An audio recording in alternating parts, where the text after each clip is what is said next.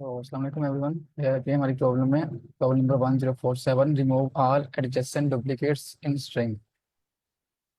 Description देख लेते हैं इसकी। You are given string S consisting of lower case English letters. A duplicate removal consists of choosing two adjacent and equal letters and removing them. We repeatedly make a duplicate removals on S until we no longer can return the final string after all such duplicate removals have been made. It can be proven that the answer is unique. अच्छा, अगर मैं आपको थोड़ा सा समझाने की कोशिश करूँ इसे, तो हमें ये बोला गया है कि आपको एक स्ट्रिंग दी गई है। जैसे कि ये हमारे पास है ए बी बी ए सी और ए। हमें ये बोला गया है कि आपको ना जो भी एडजेसेंट डुप्लीकेट्स ना उसे रिमूव करना है। अगर हम देखें तो एक तो ये एडजेसेंट है ना, दोनों। अगर हम इसे रिमूव कर दें यहाँ से, तो फिर क्या होगा कि जो पीछे बच जाएंगे फिर वो एडजेसेंट रह जाएंगे। तो हम क्या करना पड़ेगा, उन्हें भी रिमूव करना पड़ेगा। उसके बाद क्या होगा, सी और ए हमारे पास रह जाएगा इस तरह से। अब क्योंकि ए जो है उसके पीछे वाला सी है, तो ये एडजेसेंट तो है लेकिन ये डुप्लीकेट नहीं है। तो इस तरह क्या होगा कि हमारे पास ये यूनिक आंसर हो जाएगा हमारा सी ए। अगर हम नीचे वाले एग्जाम्पल को देखें इसकी, है तो अच्छा, नीचे वाली हमारे पास क्या है, ए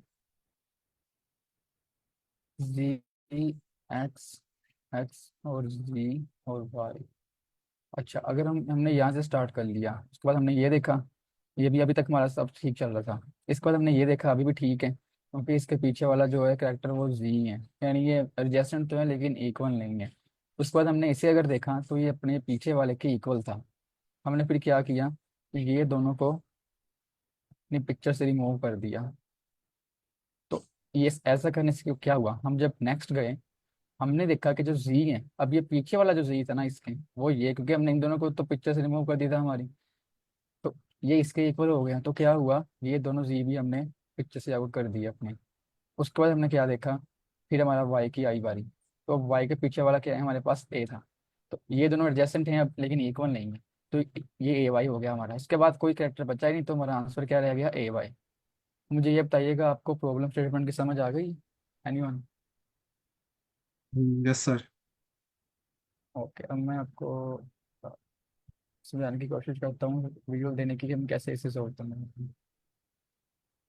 अच्छा, अगर हम देखें यहाँ पर, थोड़ा सा गौर करें तो हमें क्या चेक कर रहे हैं जब भी हम किसी एक अगले एलिमेंट की तरफ, अगले करेक्टर की तरफ जा रहे हैं, हम ये चेक कर रहे हैं कि उसके पीछे वाला जो करेक्टर है वो क्या था। अब अगर हम यहाँ पर देखें तो हमारे ध्यान में अगर कौन सी ऐसी डाटा स्ट्रक्चर आती है जिसमें हमारे पास जो लास्ट एलिमेंट होता है ना, वो हमारे पास उसका एक्सेस होता है हमेशा ही, जो सबसे लास्ट हमने रखा होता है उसमें। तो अगर कोई जवाब देना चाहे मुझे। यस टैक। जी सर, वही हमारे पास स्टैक ऐसे डाटा स्ट्रक्चर होती है जिसमें लास्ट एलिमेंट का हमारे पास कैसे होता है, तो हम इसमें वही यूज़ करने वाले हैं उसको। अब कैसे यूज़ करने वाले हैं और कैसे होगा ये मैं आपको दिखाने की कोशिश करता हूँ। अच्छा, अगर हम यहाँ पर एग्जांपल देख लें, इस ये वाली है, हम इसको कॉपी कर देंगे।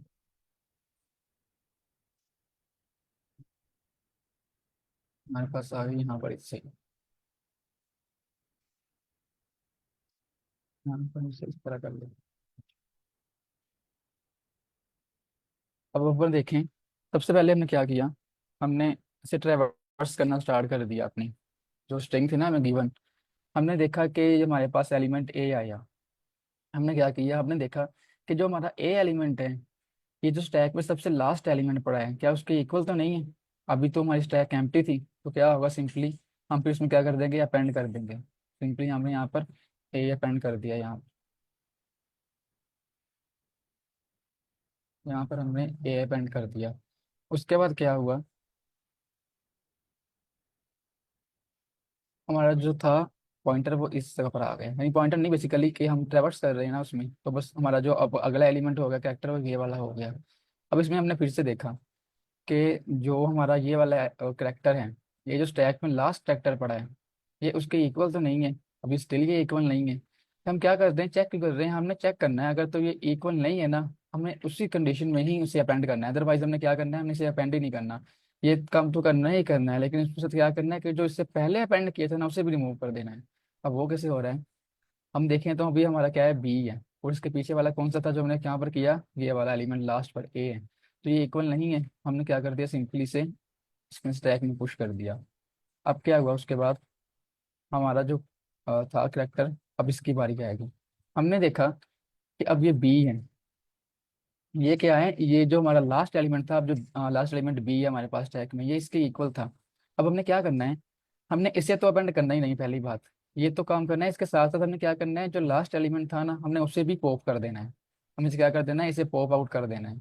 और इसे हमने अपेंड ही नहीं करना, क्योंकि ये इक्वल है, तो क्यों हम बार बार क्यों पहले इसे अपेंड करें फिर दोनों को पॉप करें, हम इसे अपेंड ही नहीं करते हैं। फिर इससे पीछे वाले था सिंपली इसे रिमूव कर देते हैं और अपने नेक्स्ट करेक्टर की तरफ चले जाते हैं। हमने क्या किया, हमने सिंपली से रिमूव कर दिया, पिक्चर से ये रिमूव हो गया। उसके बाद क्या हुआ, हमारा जो था कैरेक्टर, उस किसकी बारी आएगी, या किसकी बारी आएगी। हमने फिर से देखा कि जो पीछे वाला कैरेक्टर है हमारे पास स्टैक में एंड पर पड़ा है एलिमेंट, क्या ये उसके इक्वल है। तो यस, ये इक्वल है उसके, क्योंकि लास्ट पर हमारे पास ए पड़ा है। तो हमने क्या करना है कि इस वाले ए को तो हमने अपेंड ही नहीं करना, क्योंकि ये लास्ट के इक्वल हो गया है। बजाय ये करने के, तो स्टैक में लास्ट एलिमेंट पड़ा है ना हमारे पास, हमने उसे पॉप कर देना है। तो उसे भी हमने पॉप कर दिया। तो अब हमारी क्या होगी, एरे ही हमारी एम्प्टी हो गई। उसके बाद हमने क्या किया, हमने फिर से अब ये क्या किया अपना, हमारा जो करेक्टर की बारी आएगी इसके बाद ये वाला है। हमने देखा कि क्या ये जो स्टैक में लास्ट एलिमेंट है उसके इक्वल है। तो स्टैक तो एम्प्टी है हमारी, तो क्या होगा, सिंपली ये अपेंड हो जाएगा, यस, इस तरह से यहाँ पर। उसके बाद क्या होगा, इसकी बारी आएगी नेक्स्ट एलिमेंट की, तो ये यहाँ पर आएगा। अब हमने क्या देखा कि ये जो हमारा लास्ट एलिमेंट था स्टैक में, फिर से ये उसके इक्वल तो नहीं है, तो ये नहीं है इक्वल हमारे पास उसके, तो क्या कर देना है हमने, अपेंड कर देना है इसे फिर से, यानी पुश कर देना है हमने अपनी स्टैक में। तो उसके बाद हमारा जो क्या होगा, कर्सर एक आगे जाएगा। तो आगे हमारे पास कोई एलिमेंट ही नहीं है इसमें, यानी कोई भी हमारे पास करेक्टर है ही नहीं। तो हमारा लूप टर्मिनेट हो जाएगा यहाँ से। तो सिंपली क्या हो जाएगा, हमारे पास अभी तक हमारा बना था सोल्यूशन, इसे हम सिंपली उस फॉर्म में, जिस फॉर्म में हमें कहा गया है टर्न करने को वैल्यू, उस फॉर्म में कर बनाकर इसे टर्न कर देंगे। मुझे ये बताइएगा, आपको अप्रोच की समझ आई है जो हम यूज़ करने वाले हैं इस क्वेश्चन को सोल्व करने के लिए। यस सर, समझ आ गई, आपने बहुत अच्छे से समझाया है। Okay, thank you. हम कोड देख लेते हैं इसका फिर। तो ये हमारा कोड है इसके लिए। हाँ, इजी प्रॉब्लम है, तो कोड भी हमारा शॉर्ट सा ही है इसका। हमने क्या किया, हमने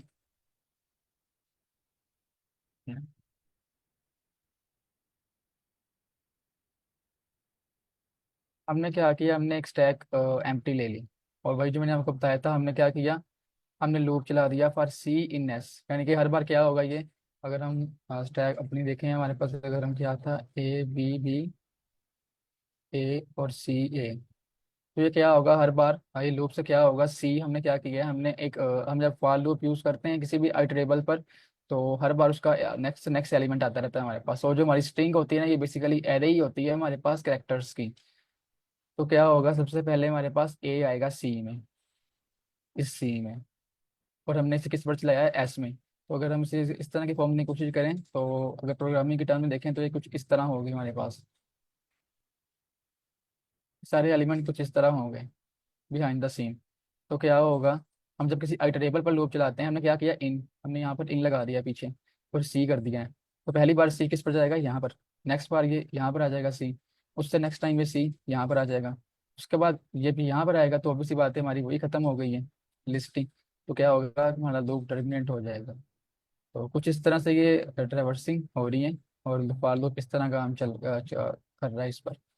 अच्छा, तो क्या हुआ, हमारे पास ए आ गया, उसने क्या चेक किया कि स्टैक में हमारे पास, स्टैक पर यहाँ पर कर लूँ, उसने देखा इफ स्टैक मतलब कि हमारे पास जो स्टैक है वो एम्प्टी तो नहीं है। ये यहाँ पर ये चीज़ चेक हो रही है कंडीशन में, जब भी हम कोई मतलब कोई कंडीशन में हम अगर एम्प्टी लिस्ट कर दें ना, इस तरह से पास कर दें कंडीशन में, तो हम यहाँ पर अगर इफ लगा दें इस तरह से, तो उसका हमारे पास सिंपली आंसर जो आता है फॉल्स आता है।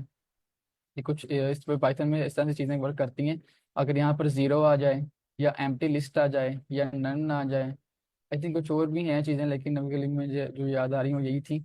तो हमारे पास है ना ये फॉल्स आ जाता है। हाँ, तो बजाय इसके हम ये इस तरह करें कि इफ स्टैक लेंथ ऑफ, हम क्या करें इसे लेंथ में सेव कैसे करें, लेंथ ऑफ एस टी के is not is equal to zero.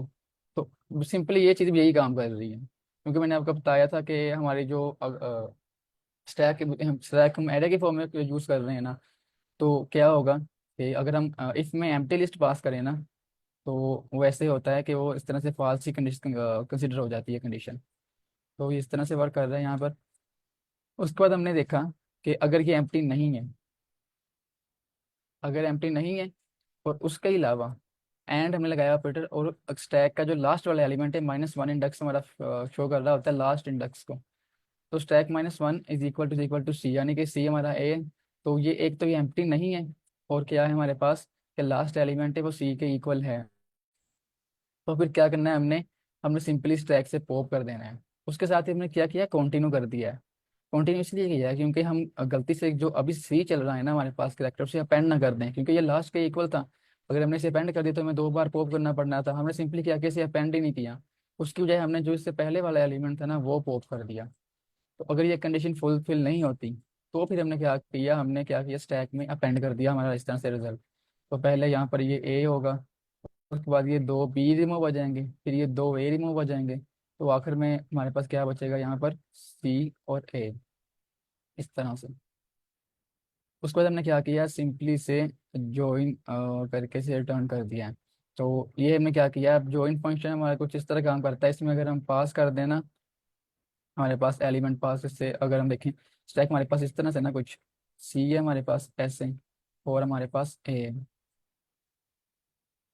इसमें अगर हम ज्वाइन पास यूज कर लेना इस तरह, इस तरह से हम शो कर रहा है कि हम ज्वाइन करना चाहते हैं इन सबको। अब ज्वाइन करने के लिए कंडीशन भी तो हमें बतानी पड़ेगी ना, कि हम कैसे चाहते हैं कि सी के फौरी बाद ए आ जाए, या सी के बाद एक डॉट लगे फिर ए आ जाए, या सी के बाद कोई हैश लगे फिर ए आ जाए, या सी के बाद स्पेस हो ए जाए। तो वो हमें कैसे डिफाइन करना पड़ता है, हमें इस ज्वाइन के पीछे लगाना पड़ता है वो सिंगल कैरेक्टर जो भी कोई हम लगाना चाहते हैं। तो हमने वहाँ पर क्या किया है, हमने वो एम्प्टी, बस एक एम्प्टी स्ट्रिंग दे दी है।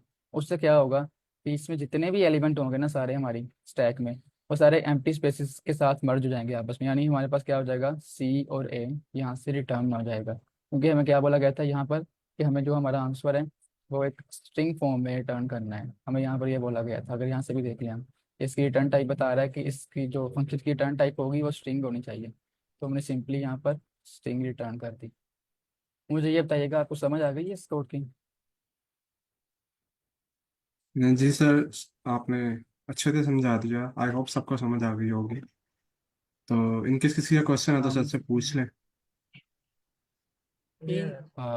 पूछने हैं किसी को क्वेश्चन नहीं, कोई भी क्वेश्चन नहीं पूछ लेना, मैं क्लियर कर देता हूँ।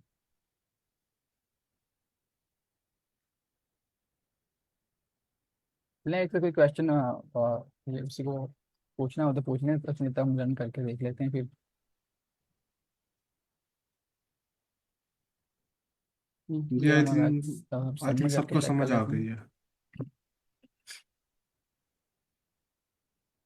है। आई होप सब कुछ समझ सबको आ गई होगी। कोई क्वेश्चन है तो ये उसके बाद अगर फिर भी पूछना चाहिए तो स्टैक में पूछ लीजिए। Okay sir, over to you. Okay.